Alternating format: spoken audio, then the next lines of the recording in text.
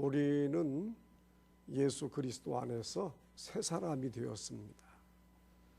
예수를 믿기 전에는 옛사람이었지만 지금은 새 사람이에요. 믿으십니까? 이것이 나의 가장 큰 변화요, 가장 큰 보화입니다.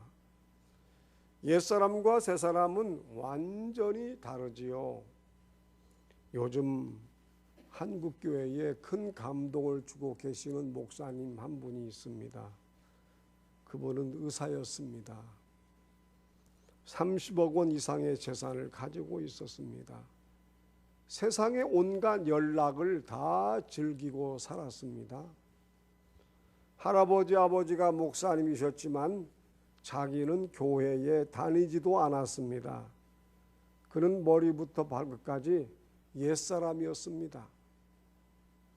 그런 그가 심장병을 앓게 되지요. 의사도 병에 걸리면 죽는 경우가 많아요. 오히려 의사의 평균 수명이 더 짧다고 합니다. 죽을 병에 걸렸으니 많은 재산이 무슨 필요가 있었겠어요. 그런데 그가 죽음을 앞두고 있을 때에 예수를 만났습니다. 성령의 능력으로 심장병을 치유받았어요. 이분이 인천 방주교회에서 심호하시는 박보영 목사님이라고 하는 분이에요. 그는 질병에서 완전히 벗어나 깊은 은혜를 체험하고 새 사람이 되었습니다. 옛 생활을 청산해 버렸어요. 의사 면허증을 찢어버렸습니다. 모든 재산을 다 팔아 가난한 자들에게 나누어 주고 가난한 교회에 나누어 주었습니다. 그리고 신학을 하여 목회자가 되었습니다. 경기도 안성에서 목회를 했어요. 교회를 개척했습니다.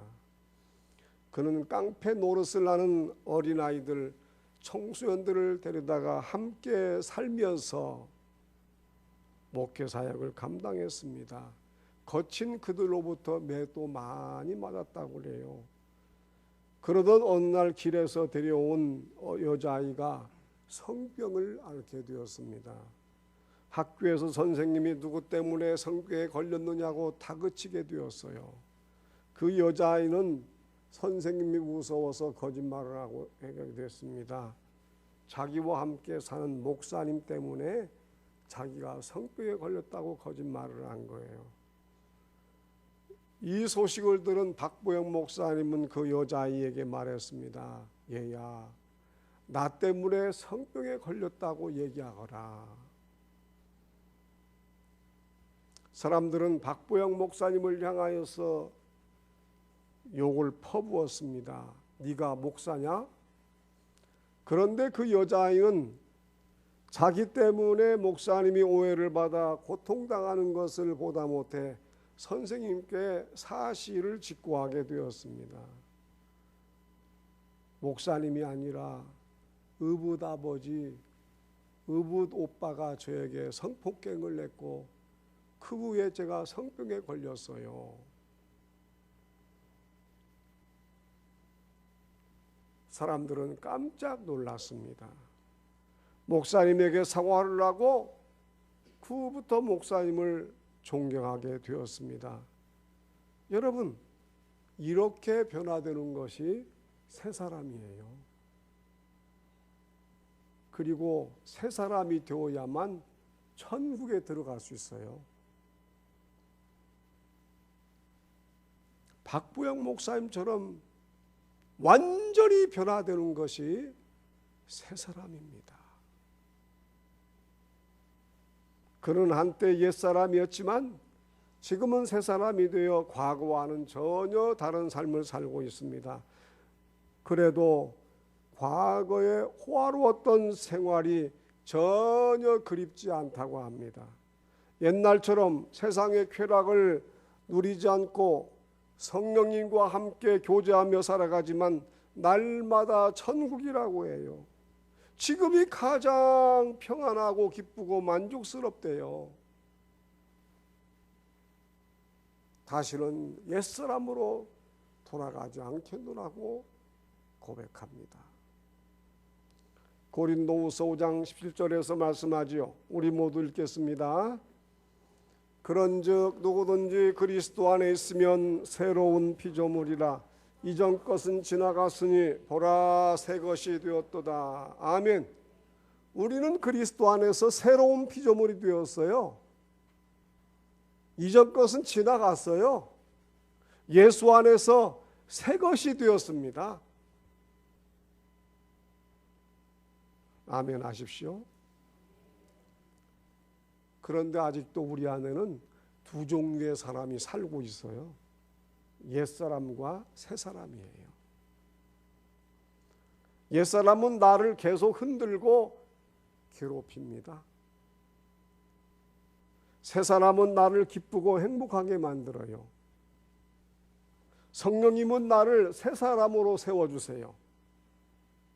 악령은 나를 자꾸 옛사람으로 되돌아가게 만듭니다. 나를 옛사람에게 머물게 하는 궁극적인 목적은 단 한 가지예요. 지옥으로 끌고 들어가기 위한 거예요. 목사나 사모라도 새 사람이 안 된 사람들 있어요. 저 큰 서울의 사랑의 교회에서 심우했던 어떤 목사님이 큰 교회로 부임해 갔습니다. 사랑의 교회 부목사로 가면 되게 큰 교회에서 많이 청빙을 하지요. 꿈이 많았어요. 열심히 목회했습니다. 교회를 크게 부흥시켰어요. 하지만 목회가 너무 힘들었다고 합니다. 장로님들이 목사님을 견딜 수 없도록 힘들게 했습니다. 결국 큰 교회 담임 목사직을 사임하고 교회를 개척했어요. 이제 내가 교회를 개척했으니 편안하게 목회해보리라. 하지만 그때부터 또 다른 문제가 발생했어요. 사모님이 잔소리를 하기 시작한 거예요. 왜 목사님 설교를 그렇게 합니까? 왜 목회를 그렇게 합니까? 아마 사모님도 교회를 개척했으니 교회를 부흥시켜야 된다는 생각 때문에 달라진 것 같아요. 잔소리를 매일 얼마나 많이 하는지 부부싸움이 잦아졌습니다. 여러분, 우리는 착각을 합니다. 환경을 바꾸면 행복해지리라, 더 성장하리라, 더 잘하리라. 그거 아닙니다. 환경만 달리하면 파라다이스에 들어갈 것처럼 생각합니다. 그래서 평생 환경만 바꾸다가 허무한 인생으로 마치는 사람들이 너무나 많습니다. 그런데 아무리 환경을 바꿔도 절대 행복할 수가 없습니다. 절대 기쁠 수가 없습니다. 절대 만족할 수가 없습니다. 중요한 것은 내가 성령을 충만히 받는 것입니다. 성령을 충만히 받아야 내 옛사람의 옷이 벗겨집니다. 그리고 새사람의 옷을 입게 되지요. 새사람이 되어야 참된 기쁨, 참된 만족, 참된 행복이 나옵니다. 아멘.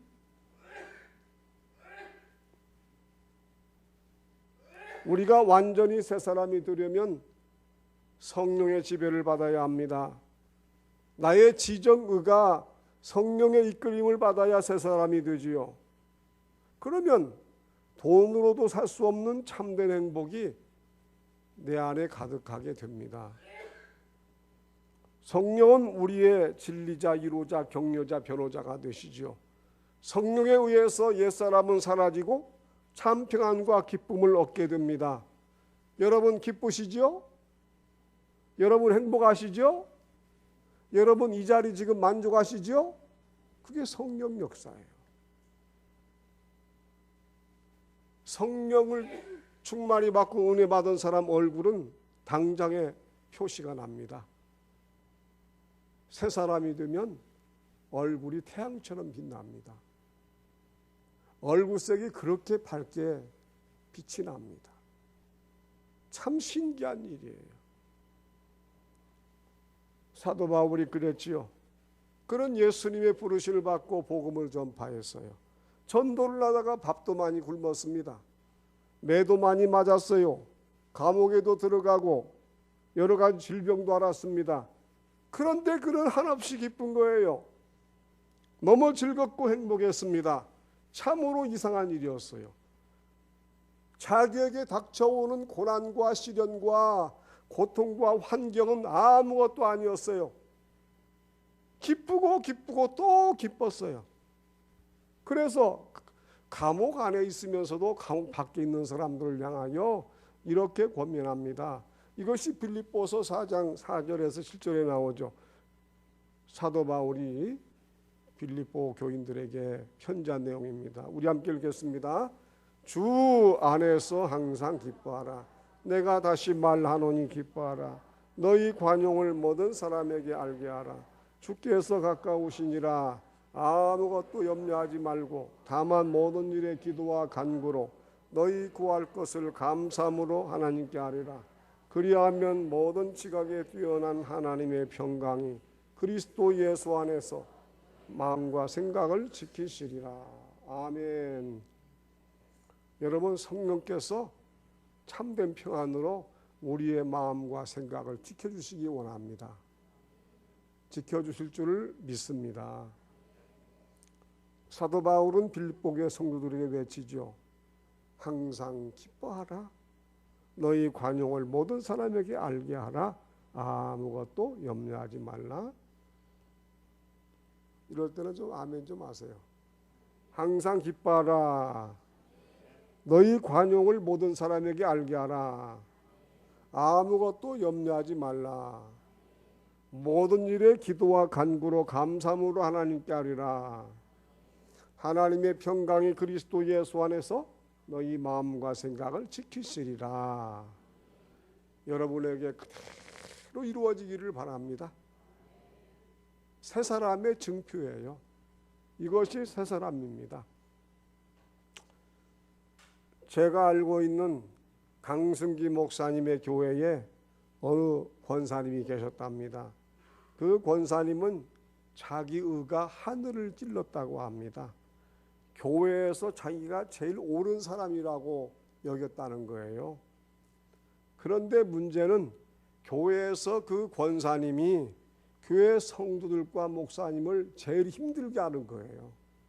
왜냐하면 자기 의가 제일 높으니까, 자기가 제일 옳으니까 다른 사람들에게 그렇게 간섭을 하고 참견을 하고 나무라고 잔소리를 하는 겁니다. 그런데 그 권사님의 남편은 태권도가 7단이었대요. 남편한테 한 대 맞으면 뼈가 부러지죠. 그런데도 이 부인 권사님이 남편에게 발차기를 많이 했대요. 자기 마음에 맞지 않으면 남편을 향해서 발로 막 차댔다는 거예요. 태권도 7단인 남편도 이 부인에게 꼼짝 못했대요. 그러니 교회에서도 누가 말리겠어요?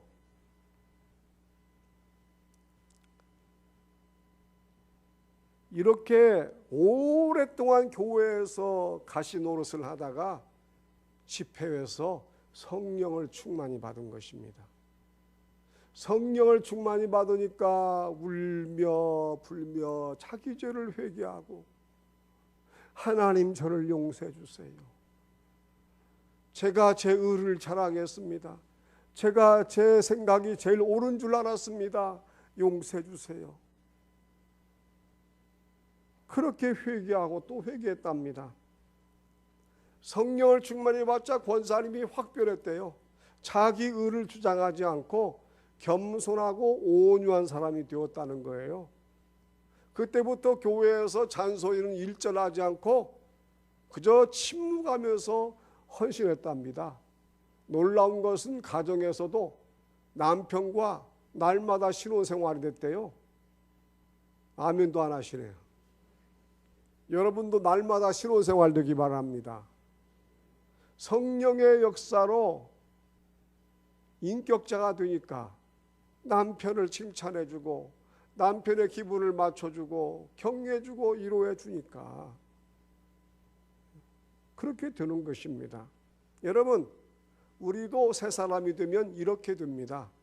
이렇게 되고 싶지 않으세요? 이렇게 되어서 천국 같은 가정 만들고 싶지 않으세요? 할렐루야. 우리도 새 사람이 되면 이렇게 돼요. 새 사람이 되어야 천국에 들어갈 수 있는 자격을 얻게 되는 것입니다. 그런데 우리가 예수를 믿는다고 하면서도 여전히 옛사람에 머물러 있는 경우가 참으로 많습니다. 그 대표적인 옛사람이 7가지로 나타나요. 지난주 월요일 날 강승기 목사님이 우리에게 오셔서 6, 7시간 동안 강의하신 내용을 제가 설교로 지금 하고 있는 거예요. 그대로는 아니지만은 그분이 얘기하신 거 핵심만 제가 말씀드립니다. 그분이 지금 우리 한국교회를 변화시키기 위해서 귀하게 쓰임받고 있는 분이에요.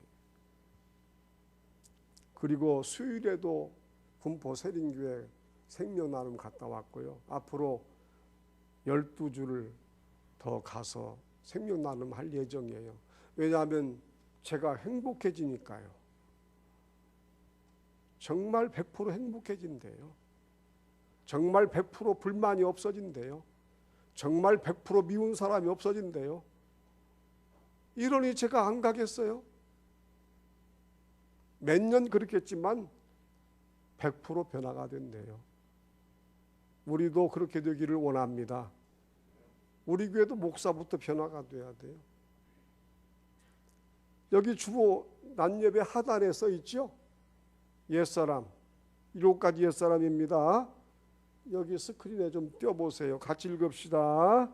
첫째는 수치심, 열등감입니다.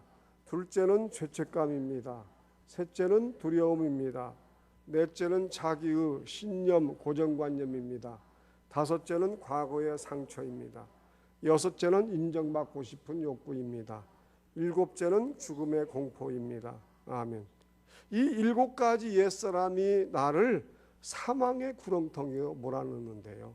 마귀가 이 나의 옛사람을 이용해 가지고 쓰러뜨린다는 것입니다. 그래서 힘이 든다는 거예요. 그런데 강승기 목사님 말씀에 의하면은 상대방은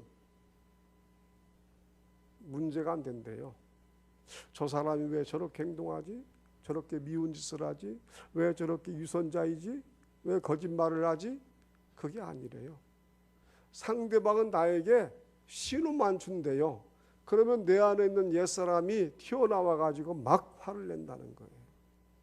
막 변명한다는 거예요. 그러니까 상대방은 나에게 신호만 준다는 거예요. 여러분 가정에서 아내가 잔소리 하잖아요.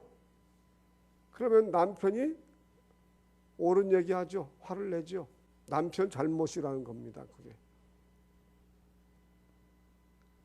그러니까 상대방에게 감사해야 된답니다. 왜? 나에게 신호를 줘가지고 내가 내 안에 있는 내 사람이 무엇인지를 깨닫게 해주었기 때문에 오히려 나를 화나게 만든 사람, 나를 비참하게 만든 사람, 나를 억울하게 만든 사람에게 감사를 해야 된대요. 문제는 나에게 있기 때문이에요. 그 사람은 나를 자극만 한 거예요. 나를 올바로 가르쳐 준 사람이라는 거예요. 상대방에게. 그러니까 한없이 불쌍하다는 거예요. 상대방이. 여러분, 상대방을 원망하지 말고 나의 옛사람을 캐냅시다. 상대방이 나에게 자극을 주면 내가 어떤 행동을 하잖아요. 그거 내가 옛사람 때문에 그 행동하는 거예요. 상대방은 나에게 그걸 알려주는 것뿐이에요. 그러니까 놀라운 것은 화가 안 난대요. 한 20여 명의 목사님들이 모여서 생명일기 나눔을 하는데 몇 년 동안 화가 한 번도 안 난대요. 어떤 사람 막 울면서 고백하시더라고요. 내가 이렇게 변화되었다고. 부부싸움도 그렇게 심하게 했는데 이렇게 변화되었다고 하더라고요. 이러면 새 사람 아니에요? 이런 사람이 새 사람 아닙니까? 할렐루야. 왜요? 앞으로 화 안 내고 살 생각하니 까마득합니까? 그렇게 되면 얼마나 좋아요. 그래서 목사부터 변화되고 성도들이 변화되고 천국이 이루어진다는 거예요. 아멘. 여러분, 아무리 신앙생활을 오래 하고 아무리 직분을 많이 받고 아무리 봉사를 해도 내 옛사람이 여전히 구렁이처럼 또아리를 틀고 있으면은 그거 하나님 기뻐하지 않으세요. 우리가 봉사를 해도 새 사람으로 변화되고 봉사하는 것이 하나님을 기쁘시게 되는 거예요. 옛사람을 빨리 빼내기 바랍니다. 여러분, 우리는 이 7가지의 옛사람이 다 없어진 줄로 믿습니다. 오늘 주보는 다 집으로 가져가세요. 그래서 그걸 읽어보고 잊지 마세요. 자꾸 옛사람이 고개를 내밀고 올라올 때마다 우리는 2가지 구호를 외쳐야 합니다. 우리 한번 따라합시다. 나는 십자가의 은혜로 죽었고 장사되었고 부활하여 생명을 얻었다. 부활하여 새 생명을 얻었다. 나의 옛사람은 십자가의 능력으로 모두 끝났다. 할렐루야. 이것을 하루에 100번, 200번 묵상하래요. 외치기도 하고 혼자 집에 있을 때 막 외치기도 하고 읽으면 되는 거 아니에요? 암기해서 외칠 수도 있고요. 그러면 신기하게 내 옛사람이 없어지고 새 사람이 되어서 전혀 다른 인생을 살아간다는 것입니다. 그래야 가정이 행복해지지요. 이 사회가 행복해지지요. 그리고 교회가 행복해지는 거 아니에요? 우리 옛사람을 다 죽입시다. 내가 내 힘으로 죽이는 거 아니거든요. 십자가의 능력으로 내 옛사람이 죽는 거예요. 쉽잖아요. 그러니까 내가 죽이려고 하면 여전히 화가 나고 여전히 미웃고 여전히 괘씸하고, 그러나 십자가의 은혜와 십자가의 능력으로 내 옛사람이 그냥 무너지는 거예요. 이렇게 암기만 하면 돼요. 하루에 100번, 200번 외치면 되는 거예요. 지금 일본의 경제 보복으로 말미암아 온 나라가 시끄럽지요. 원래 일본 사람들은 나쁜 사람들이 아닙니다. 남에게 패끼치는 것을 싫어하고 매우 신사적인 사람들이에요. 그런데 불쌍한 것은 대부분의 일본인들에게는 하나님을 안 믿어요. 그러니까 그들에게는 하나님 말씀이 없어요. 하나님의 말씀이 절대 기준이 되잖아요. 절대 기준인 하나님 말씀이 없으니까 전체주의로 흐르고 있어요. 그래서 소수 정치인들의 말에 그냥 현혹되어서 엉뚱한 행태를 벌이고 있는 것입니다. 일본이 선한 나라로 바뀌려면 그들이 예수를 믿는 길밖에 없어요. 그래서 성경 말씀의 기준을 두고 올바른 길을 걸어가는 수밖에 없는 거예요. 그것은 우리나라 국민들도 마찬가지고 북한 사람들도 전체주의에 빠져 있어요. 말 그대로 전체주의입니다. 굉장히 위험해요. 히틀러가 독일 국민들을 전체주의에 빠뜨렸잖아요. 다 죽였잖아요. 일본이 그렇게 돼 있는 거예요 지금. 그래 우리는 일본 사람들이 예수를 믿도록 기도해야 됩니다. 그래야 저런 악한 행실을 하지 않는 거예요. 저는 아베가 불쌍해요. 저 지진 많이 나고 또 원자력 발전소가 파괴돼 가지고 방사능 오염수가 많은 70%의 땅이 지금 방사능 오염됐다고 하잖아요. 그걸 가지고 싸우고 말이죠. 이렇게 우리나라에 등을 돌리고 그러다가 지옥 갈 텐데 어떡하는가. 아베가 예수를 안 믿고 지옥 가는데 어떡할 텐가. 그렇게 불쌍하게 보이는 거예요. 불쌍하게 보여요. 사도 바울은 본문에서 옛사람을 벗어버리고 새 사람을 입으라고 권면하고 있습니다. 우리 모두 에베소서 4장 22절에서 24절 읽겠습니다. 너희는 유혹의 욕심을 따라 썩어져가는 구습을 따르는 옛사람을 벗어버리고 오직 너희의 심령이 새롭게 되어 하나님을 따라 의와 진리의 거룩함으로 지으심을 받은 새 사람을 입으라. 아멘. 여러분, 새 사람을 입기를 바랍니다. 모 교회 사모님이 공황장애에 걸렸답니다. 이것도 강승기 목사님 말씀하시더라고요. 우리나라 유명한 상담 심리학자인 정태기 박사님도 찾아갔지만 못 고쳤대요. 정신과에 가서 치료를 했지만 전혀 호전되질 않았답니다. 공황장애가 말로 다 할 수 없이 괴롭다고 그래요. 저는 공황장애를 알아보지 않아가지고 모르겠지만 이 자리에 누가 계시면 잘 들으시기 바랍니다. 사모님의 마음에 있는 분노와 억울함이 공황장애를 벗어나지 못하게 하는 겁니다. 아무런 희망이 없을 때 사모님이 이 구호를 하루 100번 이상 외쳤다고 그래요. 방금 우리가 외친 거예요. 다시 한번 띄워줘 보세요. 자, 우리 같이 읽겠습니다. 나는 십자가의 은혜로 죽었고 장사되었고 부활하여 새 생명을 누리고 있다. 나의 옛사람은 십자가의 능력으로 모두 끝났다. 이렇게 매일 100번을 외치니까 어느새 공황장애가 사라졌대요. 어디 가도 치료를 못 받았는데 약을 먹어도 안 나았는데 공황장애가 없었다는 거예요. 할렐루야. 이렇게 좋은데 우리가 어디 가서 뭘 찾겠어요. 우리 모두 다시 한번 따라합시다. 너무 중요하죠. 따라합니다. 나는 십자가의 은혜로 죽었고 장사되었고 부활하여 새 생명을 얻었다. 나의 옛사람은 십자가의 능력으로 모두 끝났다. 모두 끝났다. 이제 끝난 거예요. 끝나지 않은 분 손 들어보세요. 모두 끝내버리기를 바랍니다. 새 사람이 되어서 성령의 9가지 열매, 사랑과 희락과 화평과 오래 참음과 자비와 양성과 충성과 온유와 절제 열매를 맺고 행복한 생활하시기를 주님 이름으로 축원합니다. 기도하겠습니다.